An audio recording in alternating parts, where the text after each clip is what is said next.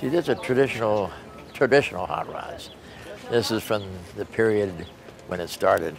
And that's what kept it so popular. But I couldn't do that back in the 50s. This has started in the 40s and the 50s when we started doing this.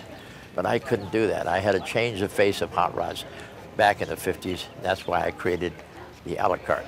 That became the Grand National winner 2 years in a row, which we then followed up with Kokorians, Georgians, my Twister T, and Lizoki's T. 5 years in a row, we won the Grand National by changing the face of the hot rod and not keeping it as a stock 32 or a stock 34, stock 37, stock 38. I made it become style in proportion with the car, as if to say, let's change the face of Detroit. That's what I did. I changed the face of hot rods. See all these, see the 34s and the 32s? There's even an old Plymouth there. The flamed one's an old Plymouth. These little hot rods are traditional 32s. A Dago axle is an axle that comes down and comes up to the braking and the spindles. That gives you a lower front end from a stock 32. Still using the basic design. This style, he's taken the emblem, smoothed it off, and carried it through with the bead. But it's still a traditional deuce shell with what we call a billet insert, which is bars going vertical. Now this one over here, he's taken it off, smoothed it all in. This is what we did in the early 40s. Again, putting the stock 32 grill vertical bars.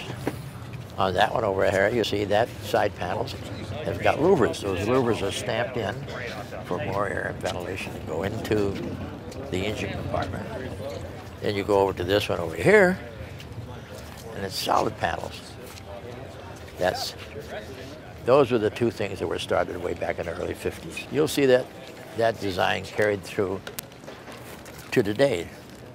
It'll be forever, with few changes to make it a little bit more modified, but not really styling changes. And this is the old T-bucket.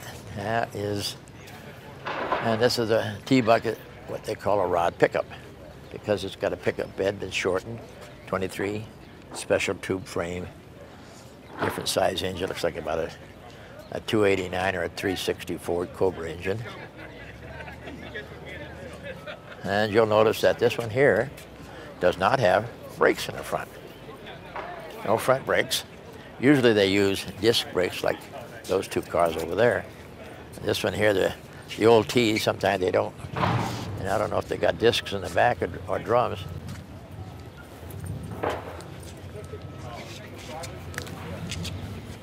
Got the old drum brakes, which is not too often used nowadays.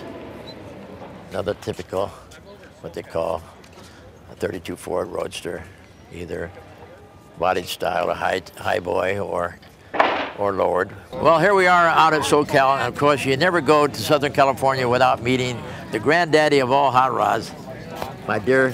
We call him a cousin because he's Greek too. Right. So you got a shop in Costa Mesa and as well as Santa Ana, correct? Opening up a new one in Santa Ana on the 55 freeway. Oh my golly, Have a big showroom right on the freeway for now. Oh, that's going to be terrific. And his families are just like him, and we all get all around in different directions. And he's got some cool cars out there. We're going to have to go out and do an interview at his shop with that. Are you open at the new? I'll be open next month. Next month? Next month we'll be opening a new showroom. We'll have over 15,000 square feet. Wow. We're going to have a car show, banquets, concerts, everything. Well, that's good. We'll even have Barris clothes in there. So we're going to have a bunch of Barris goodies. So that's right. We'll look forward to it, and of course, along with the family and the rest of the group. So that's right. Good seeing you. Well, we're glad to have you out here. Good. All righty. Love you. You look great. Well, I guess we're gonna kind of tour a little bit of custom car and hot rod row here, the front of SoCal, and you're gonna see just about everything that's been ever done, either to a hot rod or a custom. And right over here to the right is probably one of the traditional, most famous probably a 50 or 50. This is a 49 or a 50 Merc. That is great work. It's traditional from what I did way back in the 50s. Floating grill, round corners on the hoods, Mercury French tin headlights, chop top, traditional Appleton spotlights, and drain molds have been filled in to a certain point with round door corners. That is an absolute wonderful piece of workmanship. And that's what we call the old Oldsmobile Stardust hubcaps. Not wheels, that was what we had in those days.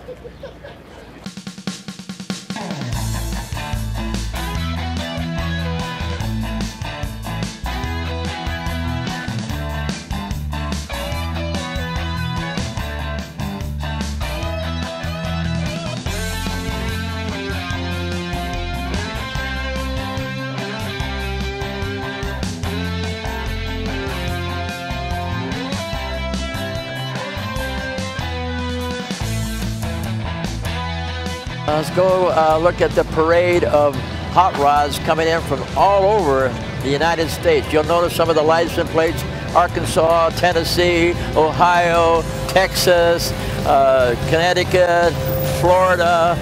From all over the world comes these hot rods to the SoCal's big anniversaries that they have every year. There's one from Nevada. You can see so many great looking hot rods and custom cars. Well, there's an unusual one. We finally got one from California.